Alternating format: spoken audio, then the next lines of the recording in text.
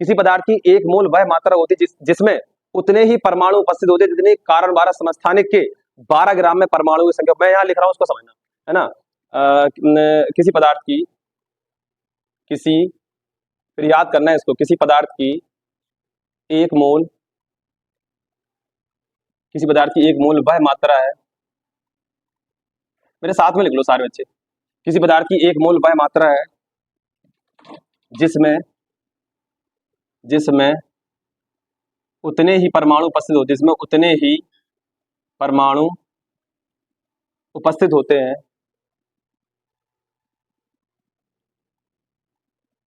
जितने की कार्बन 12 समस्थानिक के कार्बन 12 समस्थानिक के 12 ग्राम में परमाणुओं की संख्या उपस्थित होती है और फुल स्टॉप लगा देना इसको, यहाँ इसको फुल स्टॉप लगा, इतना लिखना सारे बच्चों को, फटाफट लिख लो। फिर इसको जो है पॉज कर देना इस समय के लिए। लिख लिया सब बच्चों ने? फास्ट लिखें उसको।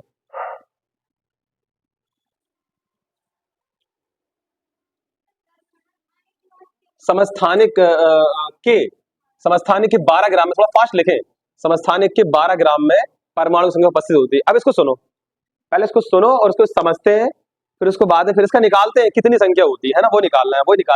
वही तो मूल अवधारणा है। देखो यहाँ देखो सारे बच्चे, किसी पदार्थ की एक मोल वह मात्रा है, जिसमें उतने ही परमाणु उपस्थित है, जितने की कार्बन 12 समस्थानिक के 12 ग्राम में परमाणु संख्या उपस्थित होती है। कहने का मतलब यहाँ पर यह है कि अगर हम कार्बन 12 समस्थानिक के 12 ग्राम में जितने परमाणु होते हैं, अगर हमने ये निकाल लिया, मेरी बात समझना ध्यान से, उसमें उसका मतलब ये तो है ना कि कार्बन 12 समस्थानिक के 12 ग्राम में जितने परमाणु हैं वही तो मोल है। अरे वही तो एक मोल है। कार्बन 12 समस्थानिक की अगर 12 ग्राम में अगर परमाणु संख्या अगर हमने निकाल ली तो हमने क्या निकाल ली? हमने एक मोल का मान निकाला। बस हमारा टारगेट ये है, ठीक है ना। अब इसको समझना ध्यान से, हम कैसे निकालते हैं इसको देखना बेटा। है क्या, क्योंकि हम लोग जानते हैं, क्योंकि कार्बन 12 समस्थानिक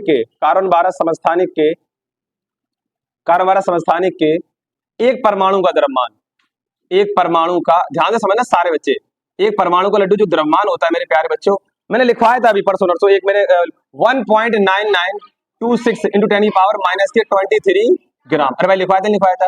फिर सुनो सारे बच्चे ध्यान से समझना, कार्बन 12 समस्थानिक के एक परमाणु का द्रव्यमान इतना है ना, इतना द्रव्यमान है। इसका मतलब क्या हो गया? अगर हम इसको उल्टा करके लिखते हैं ऐसे करके, और कि 1.9926 इंटू 10 की पावर माइनस के 23 ग्राम, 1.9926 माइनस 23 ग्राम में जो है कार्बन परमाणुओं की कार्बन 12 समस्थानिक की संख्या, कार्बन 12 समस्थानिक के परमाणुओं की संख्या एक। ध्यान से सुनो इसको, अब इस लाइन को समझना। मैंने बोला कार्बन 12 समस्थानिक के एक परमाणु का द्रव्यमान इतने ग्राम है, कार्बन 12 समस्थानिक के एक परमाणु का द्रव्यमान इतना है। अगर हम इसका उल्टा लिख दे कि इतने ग्राम में कार्बन 12 समस्थानिक परमाणु संख्या कितनी, एक ही तो है ना, बात तो यही है ना। अरे भाई बात तो वही है, अरे है कि नहीं है? अच्छा, इतने ग्राम में परमाणु संख्या एक है, इसीलिए एक ग्राम में कार्बन 12 के परमाणुओं की संख्या, एक ग्राम में परमाणुओं की संख्या कैसे निकालेंगे हम लोग? 1 अपॉन ये नीचे आ जाएगा 1.9926 10 की पावर माइनस के 23। अरे भाई ये बात समझ में नहीं, सबको इतनी बात समझ में आ गई? अच्छा, एक ग्राम में ये हमें निकालना कितने में? 12 ग्राम में। हमें कितने में निकालना है? 12। इसीलिए बेटा 12 ग्राम में कार्बन 12 के परमाणुओं की संख्या कितनी आने वाली है भाई? की संख्या बेटा बराबर है ना 12 और गुणा 1 और बटे में कितना? 1.9926 10 की पावर माइनस के 23।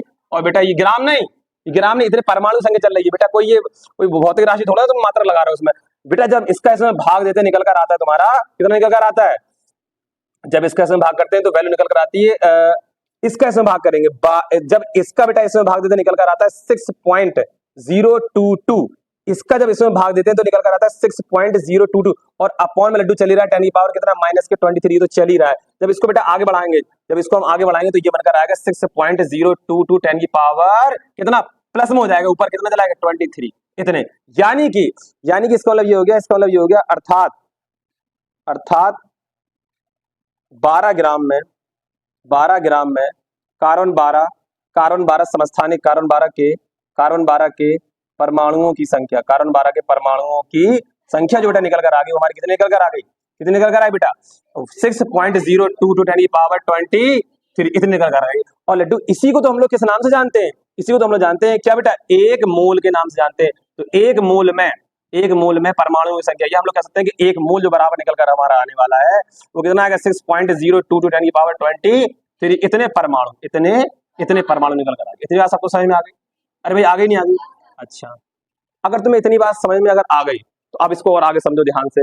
ये तो मैंने लिखवाई दिया था ऊपर, है ना, मैं इसको क्या, किसी पदार्थ के एक मोल वायु मात्रा जिसमें उतने ही परमाणु उपस्थित जितने ही कार्बन 12 समस्थानिक के 12 ग्राम में परमाणु समझ, इतनी बात सबको समझ में आ गई थी। मैं इसको हटाता हूँ, इतना मैंने एक मोल। अब इसको समझो बेटा, एक मोल बेटा जब भी आएगा, मेरी बात ध्यान से समझ लेना सारे बच्चे बहुत अच्छी तरीके से।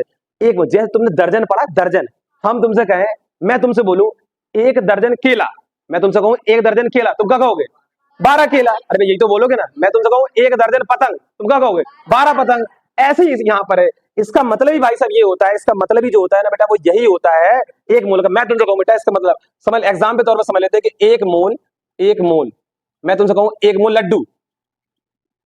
लड्डू बराबर, एक मोल लड्डू कितने 6.022 10 की पावर 23 लड्डू।